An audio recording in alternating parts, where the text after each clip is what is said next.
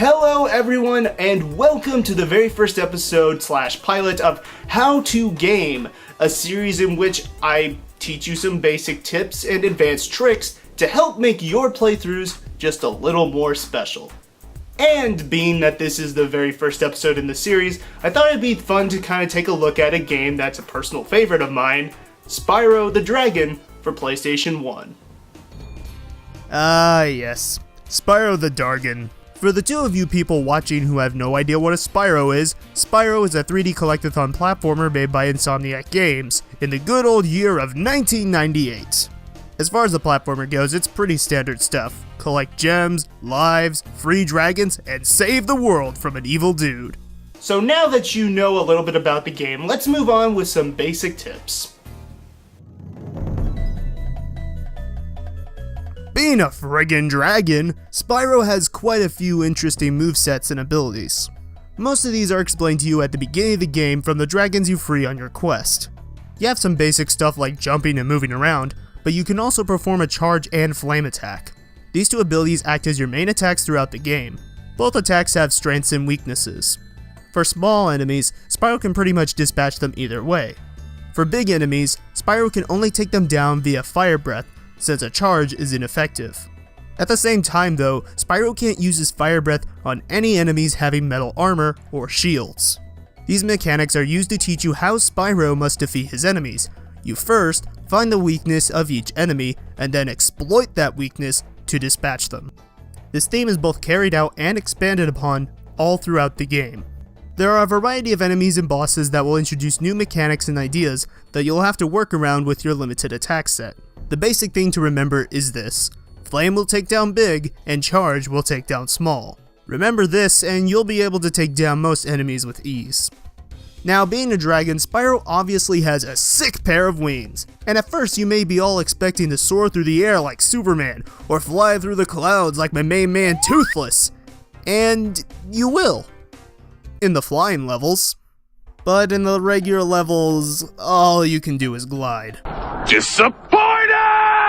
There's no need to be too disappointed, however, since most of the game is built around Spyro's limitations with his glide ability. In fact, if you are a Spyro fan, you probably are very familiar with this saying. Did you know that you get your longest glides by pressing X at the very top of your jump? This line is in just about every main series Spyro game. It goes to teach you just how Spyro's glide actually works. Just like actual gliding, in order to travel farther you need to start gliding from a high point. The higher that starting point is, the further you'll go. This idea is heavily used and is one of the most important things to remember in the game, since gliding becomes a rather regular part of the gameplay. One of the great things about Spyro is that the levels are designed with this in mind. There are tons of high points and peaks that allow Spyro to gain a good vantage point to fly across certain parts of the levels. So if you are going along playing the game and you see an area you can't get to, try to find a higher place that will help you get a better vantage point, and eventually you'll be able to get there. Now, it is possible that while you are trying to find the right vantage point, you may just overshoot the place that you actually want to go, and being that this usually results in death, you do not want to do that. To avoid this, simply push the triangle button and Spyro will stop gliding and fall to the ground below. You know, lives are pretty good in platformers. So how do you get extra lives in Spyro? Most games would give you an extra life after collecting 100 things, but in Spyro, things work a bit differently. You can always get extra lives from these purple chests, but you can also get more lives by going back through a level and beating enemies you've already beaten. The first time around they'll just drop gems, but on the second time they'll drop these, life jewels?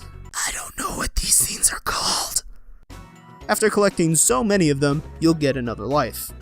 So if you ever find yourself running low, simply just go back to an earlier level or explore around in the hub world for a bit, and eventually you'll stock up some lives. Or you could always just use the 99 life cheat. Yeah, you could always do that. Now, all of these are pretty standard and basic tips. If you've played the Spyro games before, or if you're a Spyro fan, you're probably like, yeah, I already know this. So, being said, let's move on to the more advanced tips.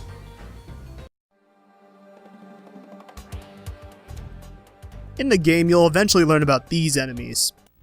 Spyro, did you see a man dressed in blue running around here? He's a thief, and he's stolen a dragon egg! These guys are the bane of my existence! In order to take back what the thieves have stolen, you are going to need to catch them and either charge them or flame them. Usually you'll be able to catch them by continuously charging along the thief's chase path. Spyro's top speed is slightly higher than the thieves, so if you maintain a good speed, you'll eventually catch up to them. But this is easier said than done. However, there are a few tricks that you can do to make this more bearable. While charging, hold down the X button. This will turn Spyro's normal charge into what I like to call a gallop charge. The gallop charge is a faster form of Spyro's regular charge. In this state, Spyro can get a way higher top speed than he would normally, which can be a huge help in catching up to the blue thieves, or for anyone looking to do a speed run. A couple of things to keep in mind though when you're using the gallop charge is that it does add a continuous jump arc to your charge movement, so you may want to be very careful when using this on a level that has a layered floor. And another thing to keep in mind is that sometimes going up hilly terrain can cancel out the gallop charge altogether, depending on the incline of said hill.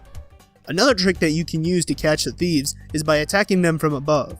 Since Spyro 1 does not feature the head bash move, the suggested method of doing this is simply by gliding to them and attack them, either with a charge or flame attack.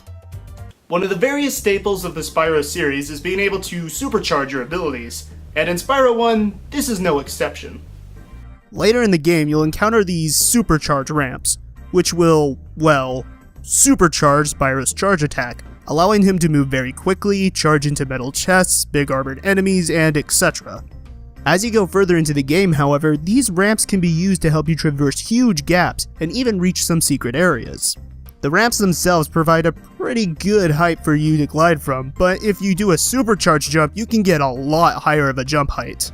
How you perform a supercharge jump is simple. While charging, jump right at the end of the charge ramp. The jump will send you soaring through the air where you can now use your newfound height to glide and get to some places that you probably wouldn't have been able to reach otherwise. You know what the worst is? Falling. You want to know what's worse than that? Falling to your death. But guess what? In Spyro, you don't have to worry about that. Why? Because if you simply press the start button as you are falling, you can simply exit out of the level and not have to lose a life. I mean, yeah, you do have to start at the beginning of the level again, but hey, free life jewels! As a side note, this only works in the regular levels, so if you try doing this in the hub worlds, well, you're gonna die. And last, but certainly not least, we have a tip to help you through those flying levels. Now, these levels are pretty challenging in themselves, you know, with the timer and all that jazz. But also, one death and the stage is over? Yeah, that can be pretty annoying. The only way to die in these stages is from falling into the water, since no one in these levels can actually attack you. And given the fact that in many of these stages you'll end up flying really close to the water, things are bound to go wrong eventually. So how do you avoid good old Mr. Death? Simply press the R1 button when you're close to water and you'll do a loop-de-loop, like this!